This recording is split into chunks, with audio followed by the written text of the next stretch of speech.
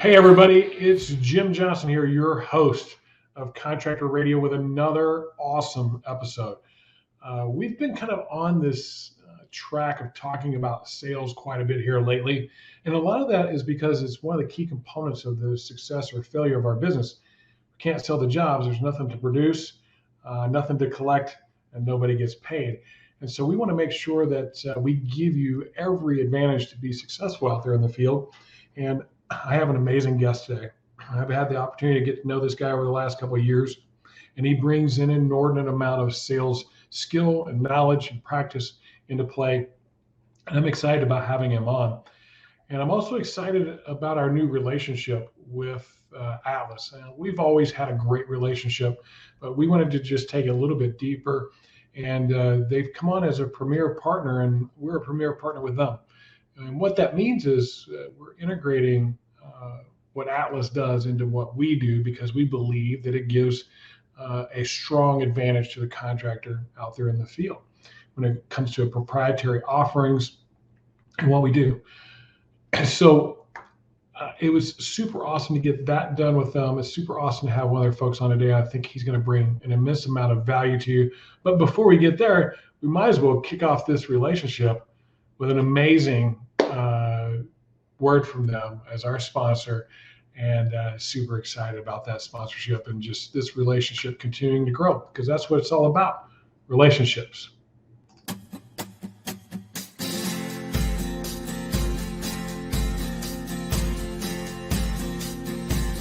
The Atlas Pro Plus Contractor Program is designed to help you build your business. It gives you tools and resources, training, industry insights, bonus structures, technical knowledge, the brand power and science of 3M Scotchgard, and what we think is the best product and warranty in the industry.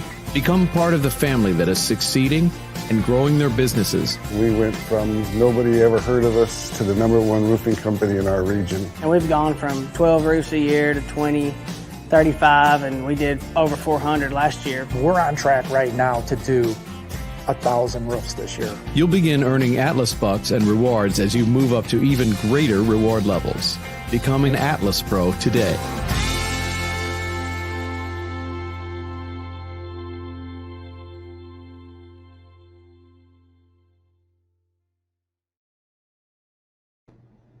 So speaking of Atlas Pros, let's bring on one of Atlas's pro members of their team. Josh VanDusky, welcome aboard, man. Good to have you. Hey, Jim. Great to be here. I'm super excited. I'm just, so happy that we were able to partner with you and your brand, ContractorCoachPRO. I really am. Yeah, I think the big part of that is just cultural alignment. Like, we're so serious about helping contractors be better and do better and achieve what they're after, which is this idea of some freedom from their business so they can work on their business and do what they want with who they want when they want. Yep. And Atlas fits that. You guys are really supportive of your contractors with your Atlas Pro program, as well as several other, just your team and their engagement with the contractors that you have, the events that you put on. I had the honor of being at your Atlas Pro event, which was super cool. And you guys just go above and beyond to help your contractors, and that kind of fits us. And so I'm looking forward to taking this. We've been with Atlas for about 4 or 5 years now in a tight relationship, but even growing that further is something that's an honor to be a part of with you guys.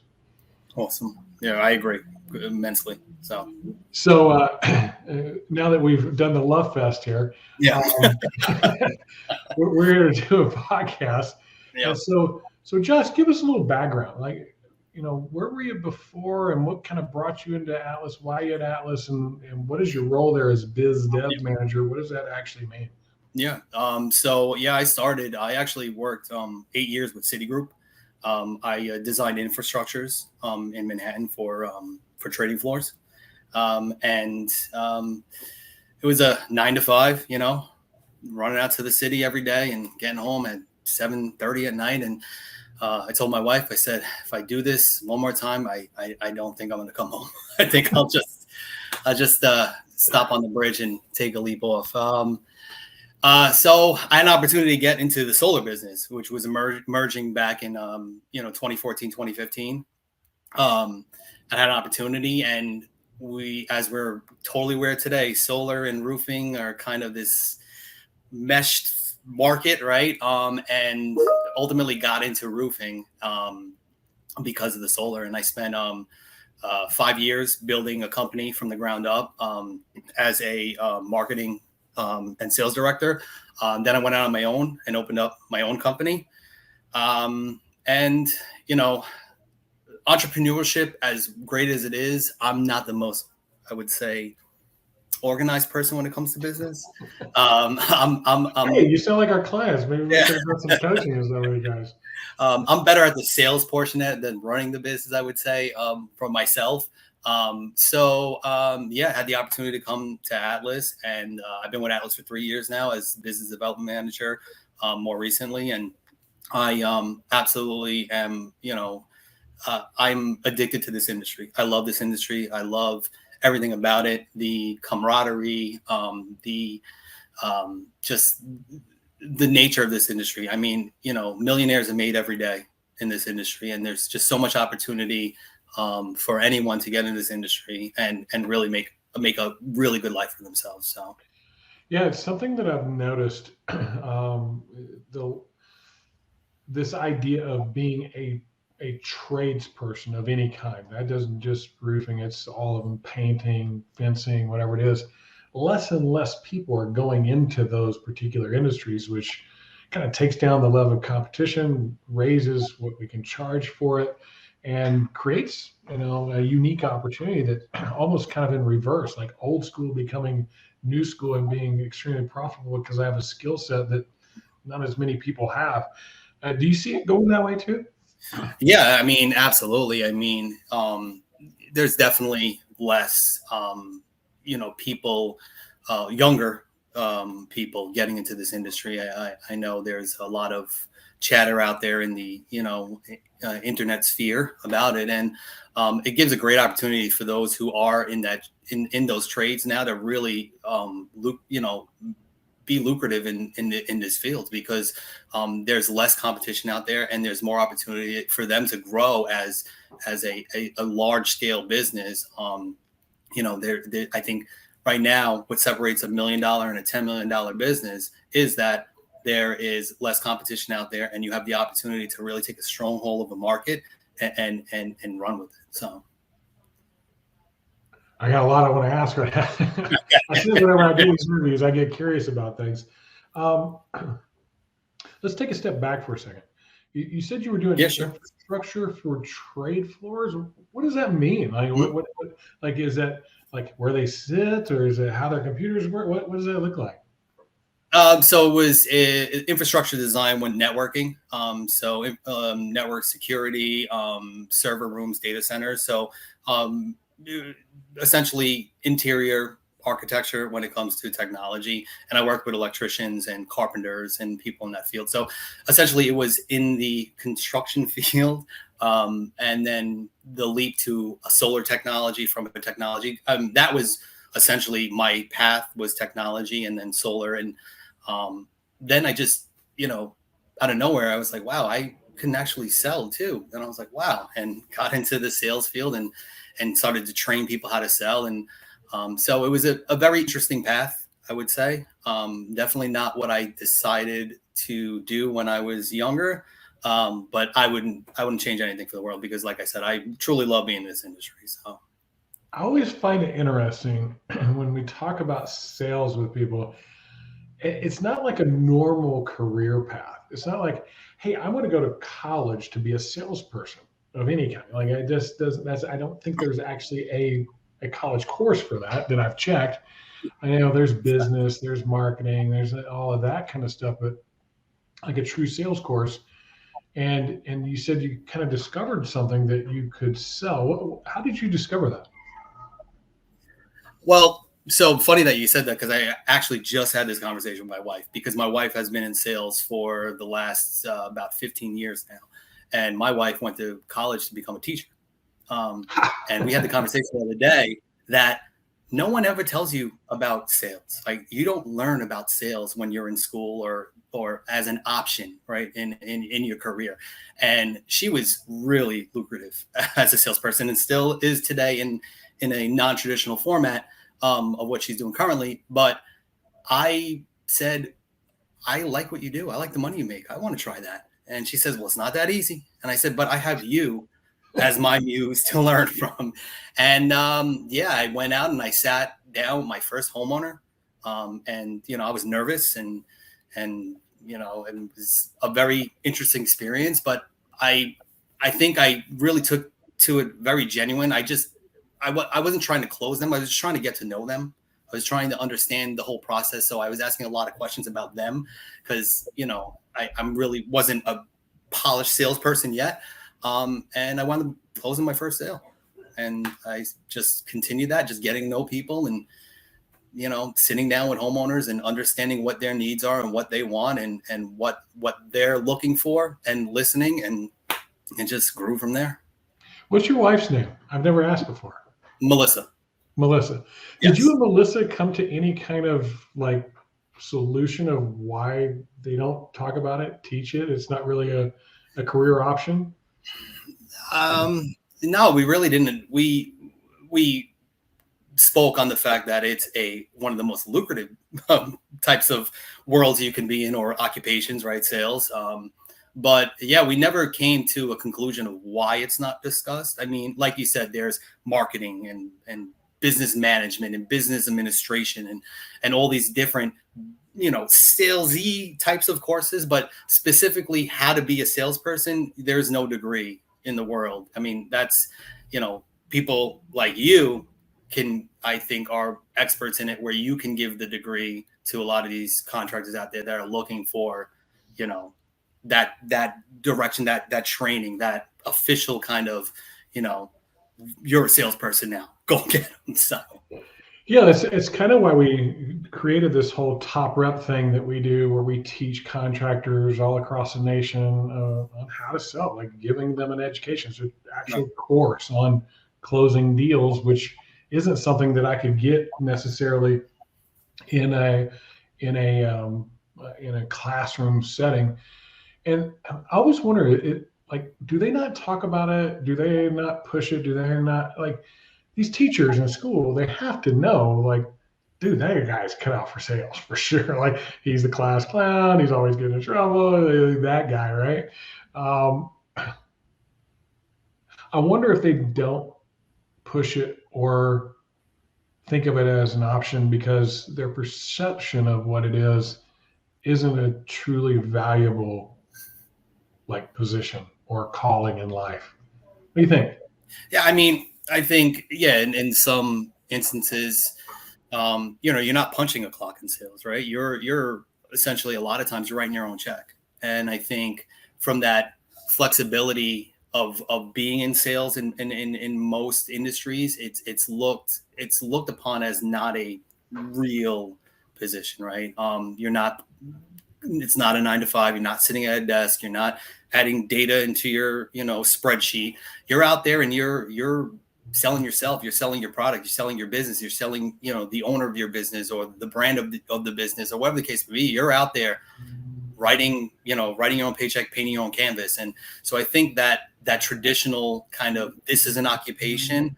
I don't think they really, it's not perceived that way by most, I guess, academics, I guess. So. Yeah, I think I got really lucky. I almost tripped into it. And if, when I put all the dots together now that I'm, older and kind of can look back, I kind of always had the whatever talent for it, but not necessarily the skill.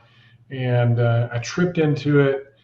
Once somebody went, hey, he's got a little bit of talent for that, they said, let's apply some skill to this. Got me all kinds of training, everything you can ever possibly go to for that type of stuff, every certification you can get. It created a dynamic where I can kind of write my own ticket. Like, I have this opportunity and this skill set now that nobody can ever take away from me, that I can apply to just about anything and be pretty successful. And you mentioned how we're selling all the time. It's something that we're doing constantly, every day, all day long, and every interaction we ever have, we are trying to, for lack of a better term, prove to the other person that's on the other side of that conversation that we're worthy of having the conversation with. We can add value to that conversation. And if they're having problems, that we can help them with their solution, which I think, like, shouldn't that be something that we teach in school? It seems like that would be highly valuable skill for the rest of our life.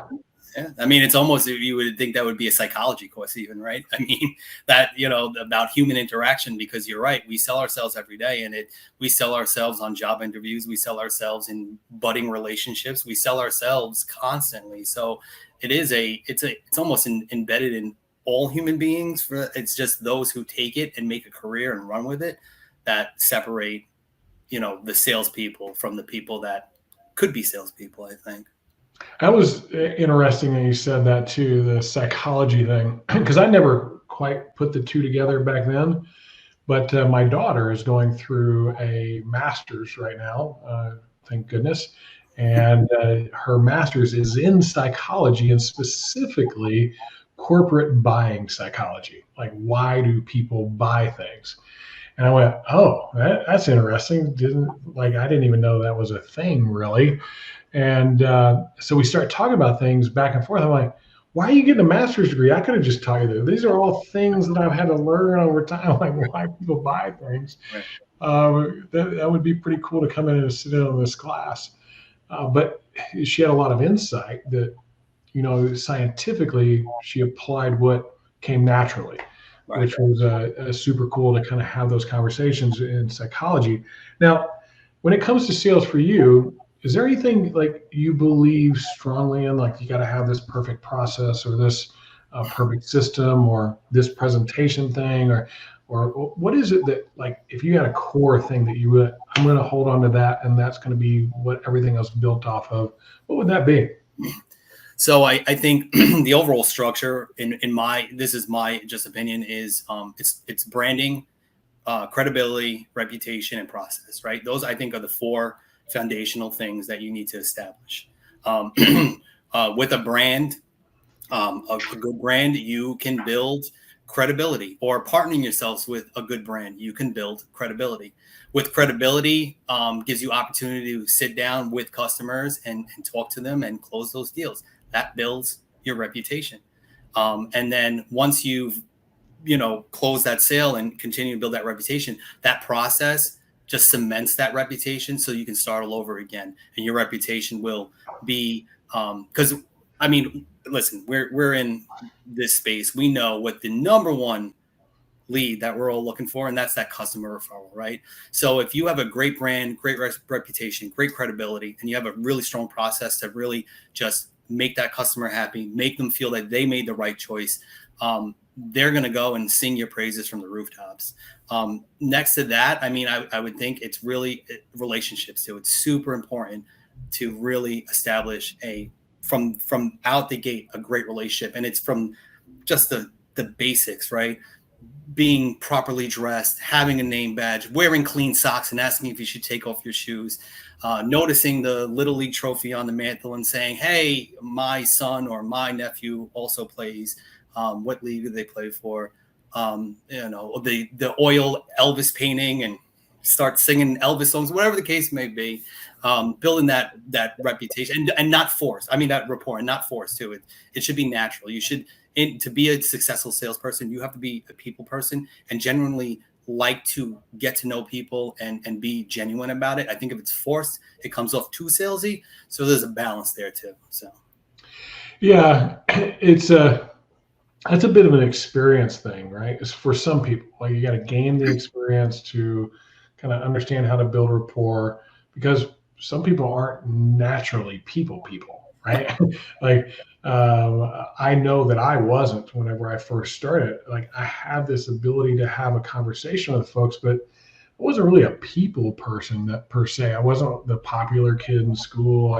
I can remember being absolutely frozen in speech class. Like, absolutely, I could not even speak. And so there was a lot of discipline and work that went into that side of things to put some skills in play. But some people are just naturally like they're friendly people, and you like them from the second you start talking to them. Is that a sign of something that you're looking for when you're looking in salespeople, or can they be successful without that? Yeah. I mean, I think sales definitely can be trained, right? I think if you suffer from a very bad social anxiety, it may be a little bit more difficult. If you have like a medical condition when it comes to social interactions, it may become difficult. But I think that,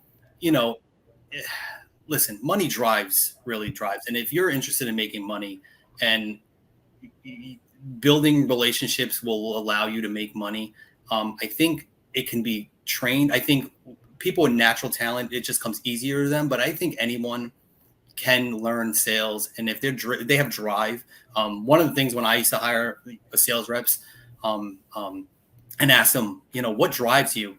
And if they didn't say money, I don't want to do anything with you. All right. Because money should be your driver, and money, success and money should really allow anybody to want to grow as a salesperson, learn those skills. And I think it can be learned. I mean, very few, maybe not, but again, some just comes naturally, right? My wife is a natural salesperson. She's very personal. She'll walk up to somebody in the supermarket and spark up a conversation. Me, I will not. I put my head down, I grab my jar of pickles, and I go to the checkout line. But once I'm on stage and I'm presenting, or I'm sitting down with a homeowner in my, past, I'm able to see the focus, say, this is how I'm successful. I want to be successful. I'm going to, go through the process that I built, in my sales process and get to know this person and hopefully provide them with a solution that they're looking for. So relational sales seems to be really the point of focus. What do you do to create like you mentioned a few things like, hey, you see the baseball trophies, that type of thing, talking about what are some of the key things? Like, could you identify what those key things you are looking for to build a relationship right away with people so that they have confidence in you, build that rapport that you need? Yeah, I mean, I think first, unless they're pressing you, don't go immediately to business, right? I mean, have some human interaction first. I think that's important to establish just that I'm a human being, you are a human being. Even though I'm here to sell you something, I'm a consumer just like you. I have the same concerns that you have as a homeowner, as a customer. And again, I can't emphasize enough to be genuine about it. So unless they're like, hey, give me the numbers, those kind of guys, really go in and just try to get to know them. Second would be to really ask questions and listen to the answers. I think we ask a lot of questions, and I think we kind of gloss over the answers sometimes. The answers are the important things, right? So ask a lot of questions, see what their pain points are, what their concerns are, what they're looking for in this transaction. And I think those are two fundamental things, because you're showing genuine concern. Because if I ask you a question and you give me the answer, and I can go back 5 minutes later and I say, oh, Mr. and Mrs. Homeowner, you mentioned this earlier, that this was a concern of yours. It shows that I'm listening, that I'm genuinely concerned with their situation. And I think it goes a long way. So I've always thought of sales as like a recipe, right? Like give me the ingredients, give them to me in the order that I need them and how much of each, so that in the end I get the result that we're looking for. I want this secret sauce, this cool thing that's my thing at the end. And it's one of the reasons why we teach Top Rep the way we do, is that there's these 6 phases, and it's what you're doing, how you're doing it, and why you're doing it, that really applies to any contractor sales process. Whatever they're using as their proprietary, unique, whatever they're selling doesn't really matter as far as even their trade. It's this thing I'm trying to accomplish according to a recipe as we go through. Do you feel like you have a recipe like that, or do you think people may be disserviced by not understanding that recipe? Is there any kind of recipe that you see that leads to being successful? Yeah, I mean, there is I think a fundamental base recipe, but I think, sometimes you have to throw away the measuring cups and put a pinch of this and a splash of that, right? Depending on the situation. So yeah, I mean, there are fundamentals. And I think that if you're not sticking to the fundamentals as a principle to your business or your sales cycle, you're looking at possible failure. I'm not going to say 100% of the time, because there are just people that do things off the wall and are successful at it. But I think for the majority, there is a baseline. But I think it's not it's not a cookbook recipe. I think there's room for interpretation there sometimes, depending on you as the salesperson, right? What your approach is, your personality, and I think who your potential customer or client is too, right? You have to adapt to the person that you're speaking to constantly. And I think that's why that initial beginning point where you're building rapport, getting to know them, you get to understand that person you're dealing with, so you can manipulate that pitch. You can kind of put a little dash of this and a little extra of that in there to make more sense for that person in that situation.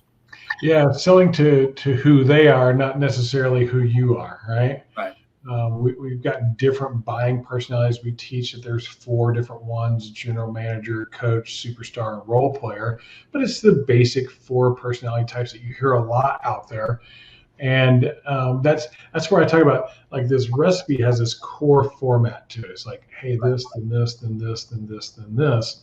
And there's components into each one of those pieces of the recipe. But I'm going to have to give certain amounts of those components or ingredients each time, depending upon the personality of the buyer that I'm dealing with. Right. You know, some people are like, get to the point. Some people are, hey, let's hang out. Some people are like, I don't know how to make a decision. You got all of that kind of stuff going on. And like you said, early on in that conversation, I need to figure out who that is. Right. And usually the best way to do that is by sharing, like you said as well, more of those human aspects of us. I'm a human being. You're a human being. I got to stop being a salesperson.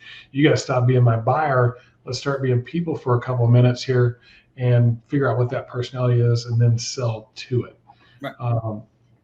Because if you say, I have one format, like, I'm going to follow this format, this is my recipe, and I'm going to talk about all the features and benefits and all that stuff, and I'm dealing with somebody that's what we call a superstar personality, just tell me the good stuff, man.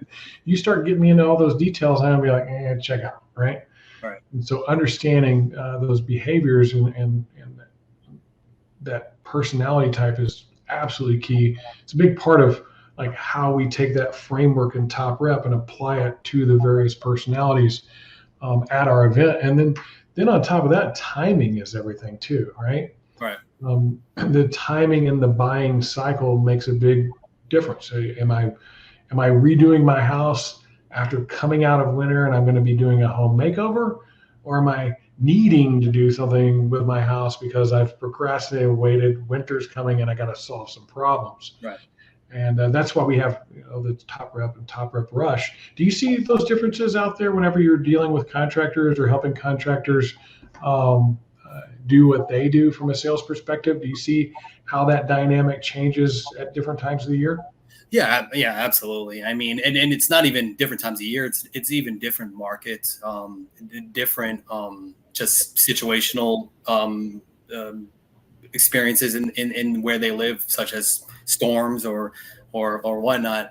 But yeah, I mean, I'm from the Northeast, so we're pretty much 100% retail. We take off in November through February, right? So it's a lot easier to have conversations in those winter months when there's snow on the roof. I mean, some guys are melting it off, but it's a lot easier. But yeah, absolutely. And it's really, I think for us though, from a manufacturing standpoint, it's easier for us to understand those circumstances. When is a good time to speak to them because of these different variables in different markets, in the north with weather, in the south with storms, in the Midwest with hail, right?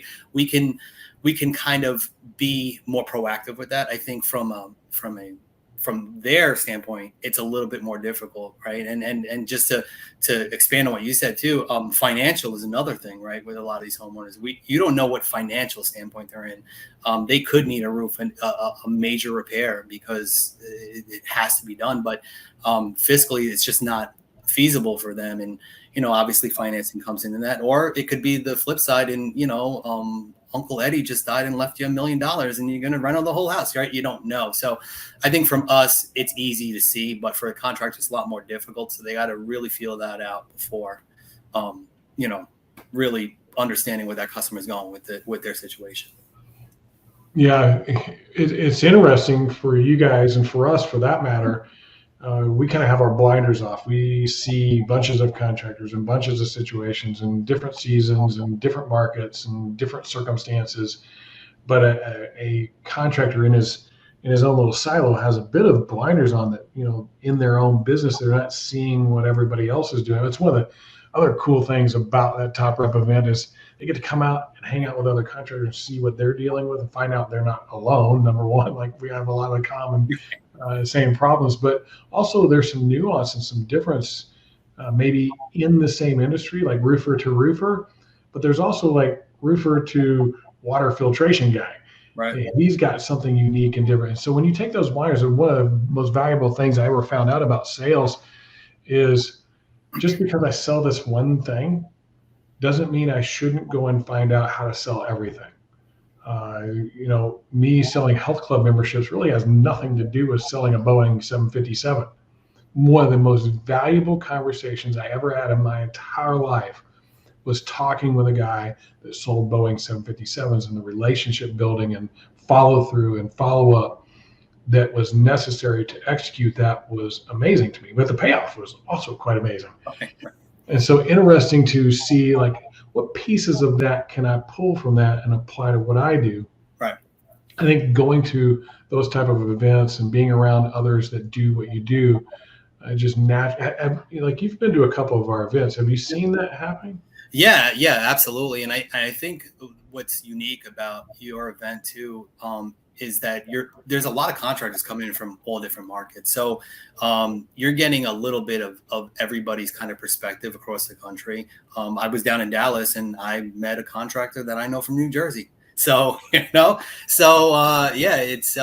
you get a little bit of everything because, again, there's different markets. There's store markets, there's retail markets, guys that are heavily relying on insurance, but you don't have to sell that one thing. And I'm a believer in non-traditional revenue streams. I think there's a lot of opportunity for a lot of contractors out there to sell, service contracts and things of that nature where they could, gain more to their bottom line. So putting the blinders on and having that tunnel vision, I think opportunity like Top Rep where you can go and you can sit down and, guys that are doing full restos and doing siding and decks and, you get an idea of what they're doing in their market. I mean, that's valuable, and you can take that and as this industry, look at solar, right? Perfect example, right?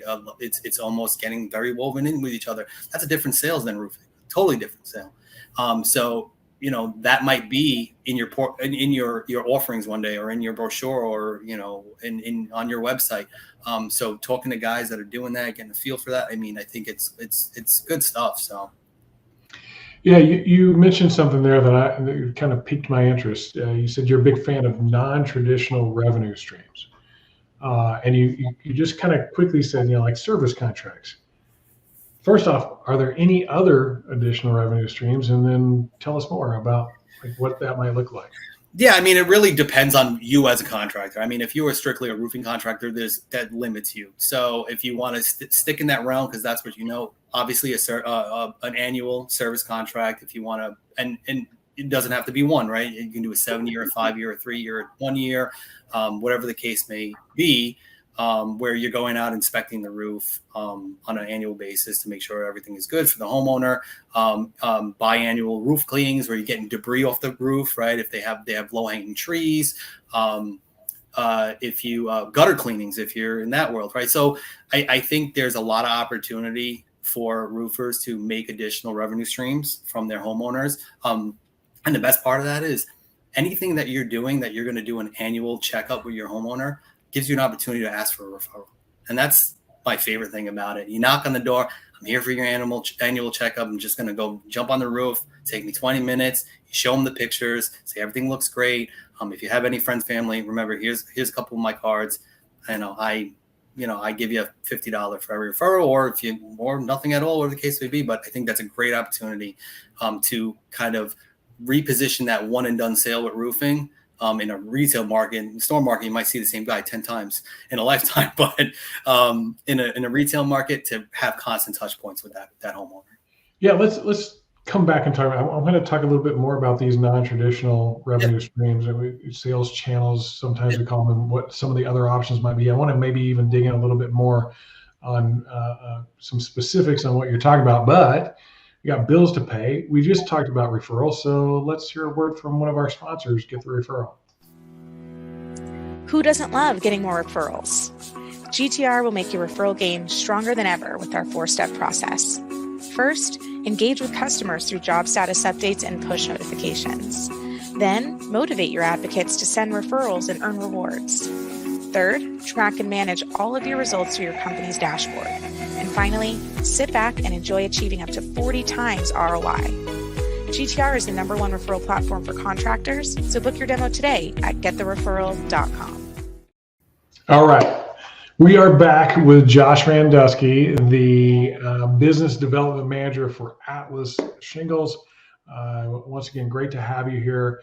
And we're kind of talking a bit about the non-traditional revenue streams and service contracts and kind of how those could get implemented into somebody's business. And this idea that it gives you opportunity for referrals, also gives you opportunity to stay in front of them. Anything else that people can do to stay in front of their customer more than just, the organic stuff they put on their Facebook page that doesn't get looked at? Anything there that you can help these guys out with?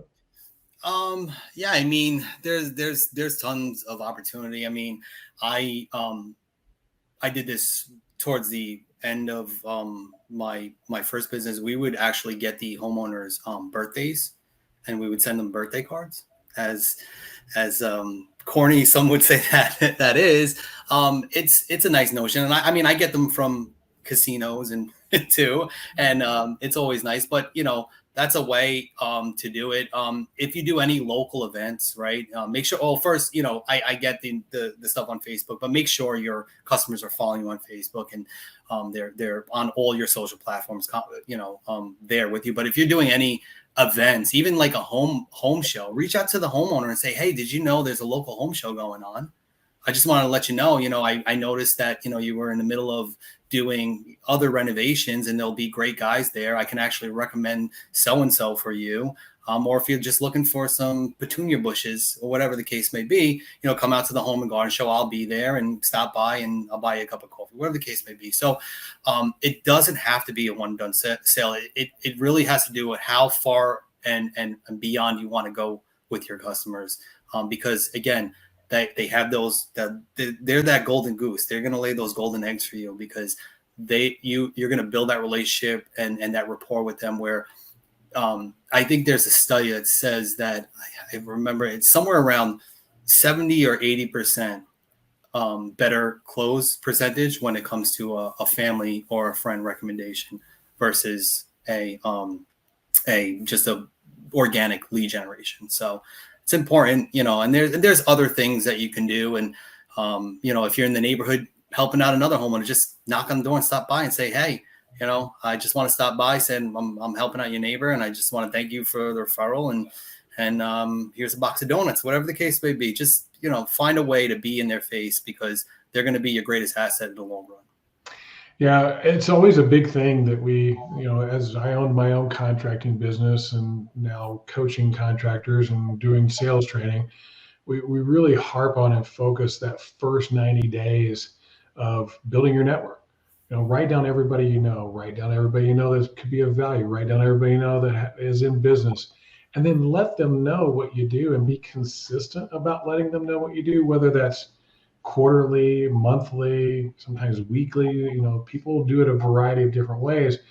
But if I'm not top of mind of the network that I have, when somebody talks to my network, they're not going to think of me for that new roof or that new deck or that whatever it is that you do. And so some of the ways that we've found to be successful with that, creating a little newsletter. And newsletters are easy because you can leverage, the power of information that's out there. Like, hey, I know we did your roof, but I saw this cool thing about taking care of your lawns in a drought. Like we're dealing with a drought down here in Texas, and sending that out as part of your newsletter. Sending it out that, hey, you have a special going on in some other trade that you do and why that trade might be important, in introducing them to those service contracts or service programs or maintenance programs through those contacts, just letting people know, even letting people know like your success story of the week. This, hey, we really helped this homeowner through this thing. We want to let you know how, and having that on YouTube and your Facebook is always important, but keeping it in your communications with your actual customer base keeps you top of mind, which will then get you more referrals. Do you see it the same way? Yeah, no, absolutely. I mean, so let me actually flip this on you and ask you this question. How did you send these newsletters out to the customers? Was it digital? Were you mailing them out, or? Well, it depends on what time. I've been at this a while, so we used to mail them. That would be one of the, like we'd mail them once a quarter, just a quarterly update. We actually did something very similar to you with the whole birthday card thing. Right. But we did a card that came with a small cake. So it was like this. You've probably seen nothing but cakes now. Like those things exist. They didn't exist back then. We actually had these made for us. They were a small cake, and the concept was have your cake and eat it too, and kind of played off of that a little bit. And I still use that terminology a lot with people, and we didn't call it birthday either. We called it Happy Cake Day. So you get to have your cake and eat it too. Right. And just making it a bit unique and different. Whenever you put that different spin on it like that, it sticks out. Like if I just say happy birthday and I got a cool little card, other people will do things like that. How can I take that concept that's been successful and just put enough of a twist on it that it sticks out? I also have always thought that paying attention, you pay attention in that sales process, you're going to find out something about people. You're going to find out about their kid that plays baseball, or their aunt that's sick, or they like to go watch movies, or they're pet lovers, or something you're going to find out about them. How do you take that thing that's important to them and finish what you do with some impact? And we always call it finishing with a flourish, that whenever we were done and we would collect the final check, we would give them something that was very personal. For me, I can remember this guy was into fishing lures, and like the old wooden fishing lures that were carved and hand painted and all that stuff. Collected them. I asked him about it. I had long conversations with him about it because it was interesting to me too. I like to fish, and so when we're getting done, I'm like, I got to finish with this guy. I got to do something with the lure thing. Hopped on eBay. I'm looking at it. I'm like, that looks pretty cool. It's like 5 lures in this little picture case for $25. So I bought it, had it sent to me, took it out to him, sat down, got paid up. When we got done with the project, I said, hey, this has been a great experience. It's been really awesome getting to know you. And the thing that really stuck out about me getting to know you is the fact that you collect lures. So I got you something. I don't know if it's any good or not, but I got you something. And here you go. And so he opens it up and he looks at it, and his eyes get like this big around. I'm like, what's going on? He goes, well, those 3 I've got, and I've already got those, but these 2 I've been looking for forever. That one's worth $1,200. That one's worth $1,600. Really? That's awesome. There's a little bit of like, oh my goodness. But that guy has never forgotten about me since that day. We still talk. We still have conversations. And that network becomes invaluable because you never know when you're going to need somebody that's of value in your network, and surrounding yourself with solid people is important. I always get this thing of like, is that scalable? How far can I scale that? This word of mouth, my network, referrals, you hear them all kind of lumped into the thing. Do you believe it's scalable? Within reason. I mean, if you're out there physically buying $1,200 lures, I don't think it would be that's scalable. But yeah, I mean, because as you scale as a business, essentially you grow in manpower and you grow in operational capacity. And I think it is scalable to the sense where, obviously everyone is not going to be that receptive, right? It's the chosen few that you get that response from that you're going to continue to do that with. And you might do some sincere sentiments to some of the other customers, but everyone is not going to get on board with that. So if, with the process of elimination of those who are like super receptive and will literally roll out the red carpet everywhere they go for you as you and your business, those are the ones that, you'd focus on and continue that. So I think, you got to look at it like in the sense that if you're not generating those organic leads, you're generating them somewhere else, right? And those are going to cost money. So if you understand what your acquisition cost is and your overall ROI, you can do the math easily. And if it's a $30 tchotchke or trinket, that's going to get you a $20,000 sale versus $2,000 in AdWords for that month. That's a big scale shifter. So I think, if you're sincere about it and you really, really genuinely want to grow that network, I think it's scalable. You just have to have the drive and, make sure, the what you're gifting is within reason for the most part. So, yeah, as we've done this for a little bit now, what I've found is it's hard for the business to scale it, to put it into this practice that's repeatable and pretty much guaranteed you're going to get this result from it. But I do believe it's scalable by the individual. Not every individual is cut out for building a huge network, but the ones that are, I got a guy that comes to mind.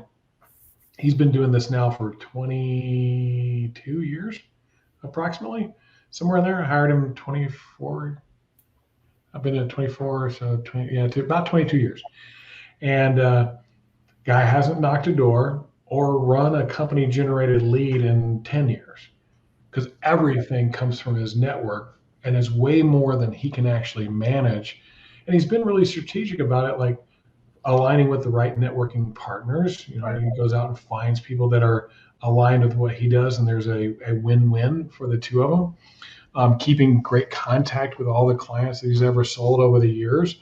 And what he's found is like he has more leads than he can actually handle. And the guy sells about $5 to $6 million a year in residential business by himself. His wife helps him with some paperwork and stuff like that, but really by himself.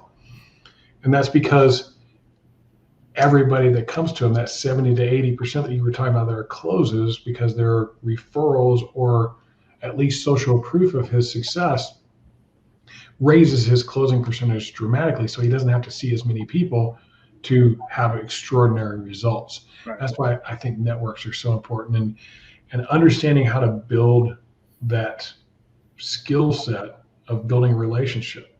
You got any books or anything that you're like, I'm a big fan of that book that helps with this? From a sales book, not really. I don't really read a lot on sales. I'm more of a YouTube, sales guru kind of video watcher guy. Who do you like to watch? Well, Jordan Belfort is just, he's the quintessential. I think that was There's that Northeast coming out of here. Yeah, he was the I watched his seminar probably back in, that must have been 2009, I think it was, or 10. It was, and it's just, and things like mirroring and vocal patterns. It's just, there's a science to it. It really impresses me. Gary Vee's another guy that I really admire now. He's really coming up in that space of just understanding human beings and human nature. And book wise, I'm more of a fantasy book. I'm a Stephen King guy. I like to, I don't want to like mix business with pleasure. So I like to read my books for fantasy. But I've been to a couple of multi-presenter seminars. I've heard guys, a lot of motivational guys like Ed Milet and speak and things of that nature. So, but yeah, I would say, for me, the Northeast guy, yeah, Jordan Belfort is probably that guy, because he really breaks it down to a very, and listen, his reputation, his past is one thing, but he breaks it down to a real science understanding human nature, which I really, really like. So. Yeah, that's an interesting thing that you said. Well, setting his history aside, like he's got some value here. Yeah. I think there's a lot of that, and a lot of you may not necessarily like the deliverer, but you cannot discount the content. Right. I'm not going to mention any names, but I have several like that. I'm like, I wouldn't really sell that way. Right. But that piece right there was really important. And over time, you grab a bunch of those pieces, put them all together, and say, "This is what I believe in." That's really kind of what Top Rep has become, is this concept between Chuck Toki, who kind of comes heavy from the retail world, traditional sales training background, closing, running a larger, $180 million roofing business, and getting high-performing salespeople there. With myself and my background and having 10 locations, 170 salespeople at any point in time, we had to be pretty good at teaching people how to be successful, and then taking those two different perspectives and smashing them together into this one. Like, we had some battles. I believe in that. Well, I believe in this, and it's like some of that. And then through good conversation, going, I kind of see your point on that. And I think that happened both ways for us, and really created something like incredible. The concept of learning and adding in a bit of competition to it, right, and brains it a little bit more. That was just like, we said we should try this. We had never seen it done before. Right. And that has been maybe one of the most impactful things, are those dog fights, and learning from that. Like, well, human behavior would tell us the more we focus, the more we concentrate on something, the more we ingrain it. When are we going to focus the most? We focus the most when we're competing, we're trying to win. And so that concept, do you pay attention to stuff like that, like leaderboards and Top Rep and stuff like that? Does Atlas do anything like that in turn? Yeah, I mean, Atlas is not traditional sales, right? We're a manufacturer, and we're more into relationships. Obviously, our contractors are our customers, if you really want to look at it. We spend as much time with distribution as we do contractors. We're very, very dedicated to relationships that we build with contractors. But it's really, it's more about relationships with us. It really, and I onboard all the new sales reps that come to Atlas with my counterpart, Josh Aker. And one of the first things I think out of the gate we tell them is that you're not a sales rep, you're a relationship manager. The sales comes second to that relationship, because it's really, that's what it is. From our position, we know who we are as a manufacturer. We know the advantages we bring to the market. We know why we're different and why we can make our customers different. It's really about explaining that to them in that human interaction, right? Not trying to sell them, right? Not trying to get them to immediately go out there and start slinging Atlas on roofs. It's really about letting them understand the advantages, how we can help scale their business from a feature standpoint, how we can scale their business from a value standpoint, and how we're there. Like, we're really interested in their success. And just, for example, why we partner with, you, right? You're an added value to Atlas, that we can say that, Jim Johnson is a fantastic human being that is going to help you, grow and scale your business. And this is how he does it. And, we have very similar values when it comes to that. And that's just one of the ways that we build relationships. We're focused on the relationship more than the sales. Oh, do we have top sales reps? Yeah, but that comes second. I mean, but yeah. So. Yeah, I always look at it, is it a byproduct or is it the focus? Right. That was really good, Josh. And actually, it's one of the reasons why we want to help. One of the best parts about partnering with you guys, we're going to create some unique content just for Atlas Pro contractors that will help them sell more at higher profits, help them run their businesses more effectively, and find that freedom that they've been chasing since they started the whole thing. And so we're excited to help you guys out with that. Josh, it's been a really good interview. I want to first off say thanks for being here today. Yeah, no, thank you. I really appreciate it, Jim. I can't express how much I'm looking forward to Philly to come to Top Rep. I was down in Dallas. I really enjoyed it. You, Chuck, Nathan put on some show and really enjoyed it. And I think, the feedback I got from at least my friend who was there, my contractor up in North Jersey, said was fantastic stuff. So really excited. Can't wait to get to Philly, hang out, meet some people. Yeah, I'm pretty excited about being in Philly. Like, Philly was purposeful for a couple different reasons. One was it's the city most associated with freedom, I think, like the Liberty Bell, Freedom Hall, all that good stuff, right? And that's kind of what we're all chasing as entrepreneurs, and even as salespeople. Like, I would like to have some freedom in my life so that I can enjoy all this hard work that I'm putting in. So there's that aspect of it.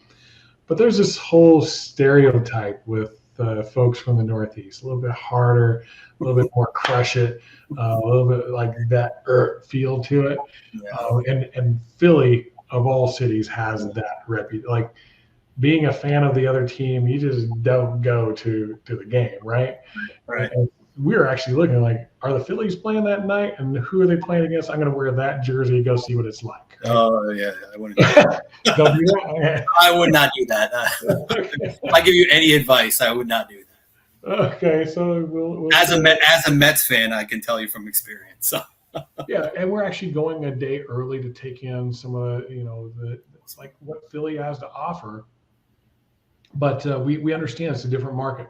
Yep. It's unique in its approach. It's unique in the expectations. It's unique in the personalities of the buyers, and we want to talk about some of that. We want to share that world with maybe the rest of the world out there, that there are techniques from that actually work and work really, really well. Have you found that to be different? Like, Northeast is kind of its own unique little world there? Well, yeah. I mean, even, more so like the Phillies of the world and the central New Jerseys and the New York Cities, actually had someone who was from rural Pennsylvania come out to the city and said, I didn't really think that people are like that. I'm like, oh yeah, they're just like that. Yeah, there's a shell, I think. And things are a lot faster too. You have to really make your point with a lot less, I don't want to use the word, but a lot less fluff, let's say. Everybody's, let's go, time is money kind of. And yeah, I think it's skepticism, right? I think they're more just, they're eyeing you up and you here to scam me, and so, yeah, I think so. And I'm used to it because this is my market. And I think it's a different animal. And, the one thing about the Northeast, though, it's pretty much 100% retail. This is a retail market.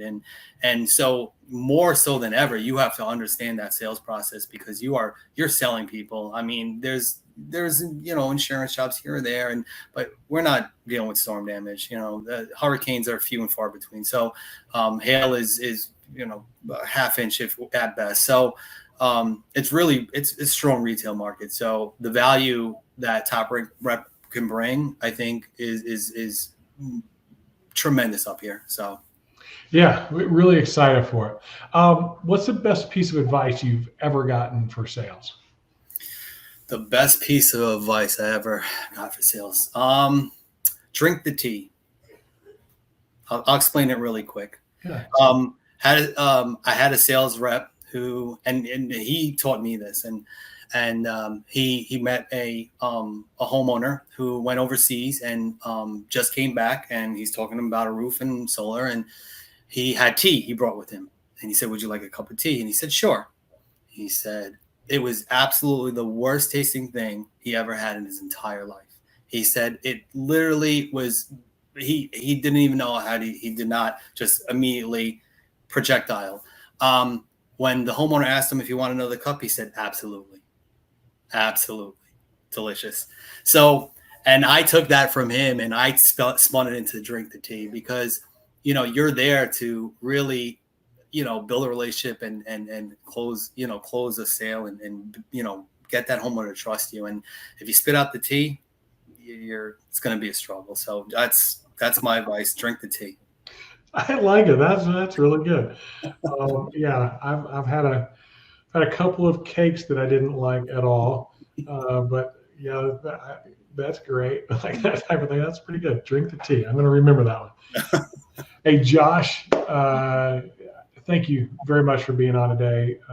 Thanks to all of you at Atlas and just your continued belief in us and this new horizons in our relationship together. Excited for what we're going to be doing over the next years and long into the future with us and Atlas. So thanks a lot for being here today. Absolutely. Thank you so much for having me. I really, and it's mutual from all of us at Atlas. So awesome. Yeah. If you can hold on for just a second, I'll be right back with you. We'll get everybody else out of here. All right.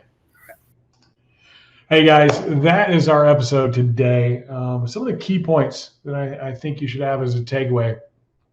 Building relationships obviously is key. I think we hear that all the time in sales, but truly, like, it's a relationship. A relationship isn't a one-time interaction. It's multiple times over time building. And I look at it as a couple of different things. You have your zealots. They are like absolute believers in you. They're going to do everything they can. They're always going to remember you because they just liked you so much that they're going to refer people to you naturally. But then you have your could-be followers. Like if you just stayed in front of them a little bit with some interaction, whether that's an email newsletter that's valuable to them, not a marketing piece, your organic social media, your connection with them through social media, where you could stay in front of them and stay with your message of what it is that you do and why you do it and why you're so passionate about it. Become top of mind to them. You build out this big, wide network. It's hard to stop. The other thing that I took from that was drink the tea. That was really awesome. I like that he saved it to the end, but this idea that we're selling to a personality and a personality that believes certain things, likes certain things, acts in a certain way, and we've got to sell to their solution, not to our solution. We may believe that this is the absolute best thing in the world to buy this thing, but it might not be the right fit for them. So we want to make sure that we provide the right solution for them. It'll build a stronger relationship that down the road, they become one of those zealots for you. Thank you very much for being here today. If you are interested in coming and getting more training and getting the best training on the planet, this cutting edge approach to sales methodology, psychology, and an easy to follow flight plan that puts you in position to make you the logical choice for your client, that in the end, the only choice they have is to say, yes, I have to have you, and you're tired of selling on price, go check out topreptraining.com. That is our website for Top Rep. You can go learn more there. You can get registered there. We're going to be doing the event at Live Casino there in Philadelphia, and come stay with us. There's rooms there.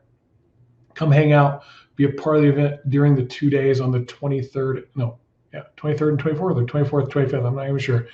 Go check it out. It's one of those two. I think it's 23rd and 24th for the event. Get registered. If you are listening to the podcast today, I'm going to give you a coupon code just for listening to the podcast today. RUSH100, RUSH 100, to save you $100 per attendee that you send. We'd love to see you there.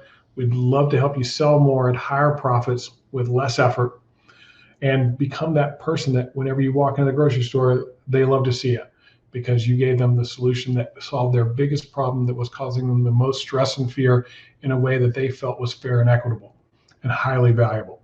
We look forward to seeing you. Thanks for joining us here at Contractor Radio. We'll be back next week with another episode. If you're a window installer, you deserve a simple choice. Andersen 400 series windows. They're the windows contractors trust the most, based on a 2022 survey of U.S. contractors, probably because they have fewer callbacks and extra peace of mind. And thanks to shortened lead times, they're available faster. At Contractor Radio, we believe in promoting the best, like Andersen 400 series windows. So request a quote today at andersenwindows.com.